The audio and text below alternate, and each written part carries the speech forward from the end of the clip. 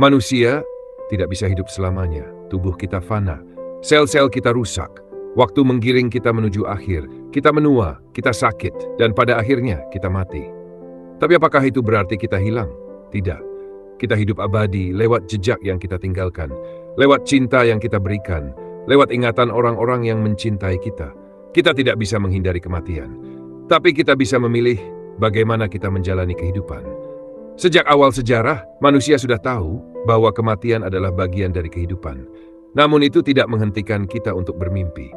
Bagaimana jika kita bisa hidup selamanya? Dan inilah perjalanan panjang kita, manusia yang selalu menantang kematian, tapi akhirnya harus menerima kenyataan keabadian bukan milik kita. Puluhan ribu tahun yang lalu, nenek moyang kita hidup di hutan dan goa, berburu, bertarung melawan alam liar. Kematian bisa datang kapan saja, digigit hewan buas, sakit, atau kelaparan. Mereka belum punya kata abadi, tapi mereka tahu hidup tidak bertahan selamanya. Saat seseorang mati, tubuhnya membusuk, hilang, dan itu menimbulkan pertanyaan, kemana perginya kehidupan? Dari situlah lahir ritual penguburan pertama. Manusia purba mulai mengubur jasad dengan perhiasan, senja, dan makanan. Mereka percaya, setelah mati ada dunia lain. Sejak itulah gagasan keabadian lahir. Hidup selamanya, bukan di dunia nyata, tapi di dunia roh. Di Mesir kuno, Firaun percaya kematian bukanlah akhir.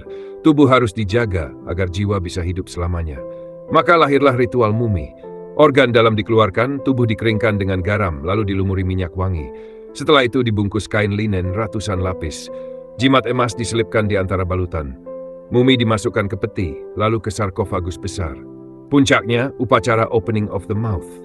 Mulut mumi dibuka secara simbolis agar ia bisa bernafas, makan, dan berbicara di alam baka.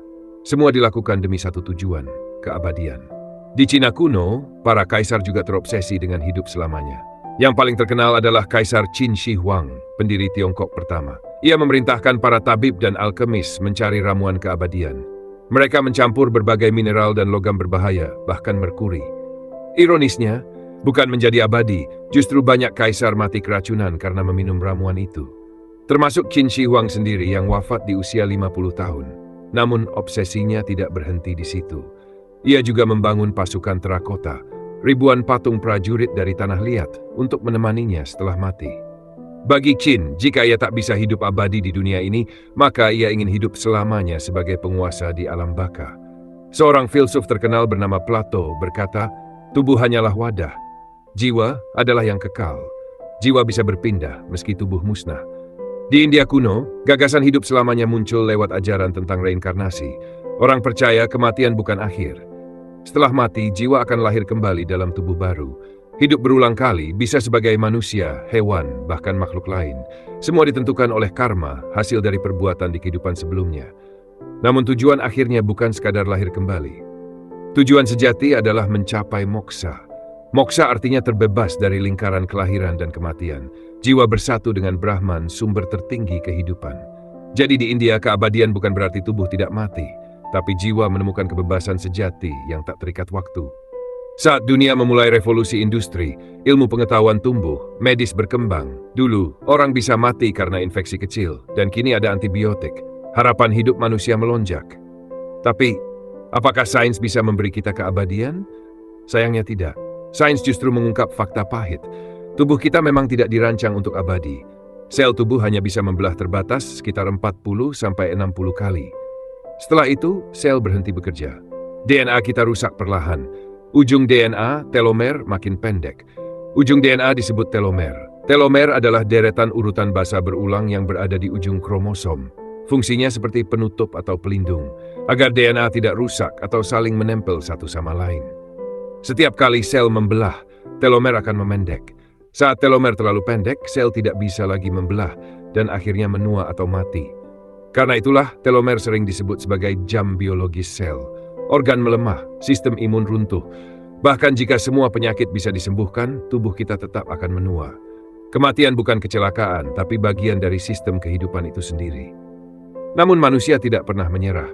Hari ini, para ilmuwan dan miliarder mencoba menantang maut. Ada yang meneliti terapi anti-aging, ada yang mencoba memperbaiki gen, bahkan mengganti organ dengan teknologi. Ada pula cryonics, membekukan tubuh manusia setelah mati, dengan harapan suatu hari nanti ia bisa dihidupkan kembali. Dan ada juga transhumanisme, memindahkan kesadaran manusia ke komputer, mesin, atau dunia digital, seolah-olah kita bisa hidup selamanya di dalam jaringan. Namun semua itu saat ini masih mimpi dan hanya ada di film-film fiksi ilmiah. Belum ada bukti nyata manusia bisa benar-benar abadi. Dan jikapun bisa, ada pertanyaan menakutkan. Apakah dunia siap dengan manusia yang tidak pernah mati?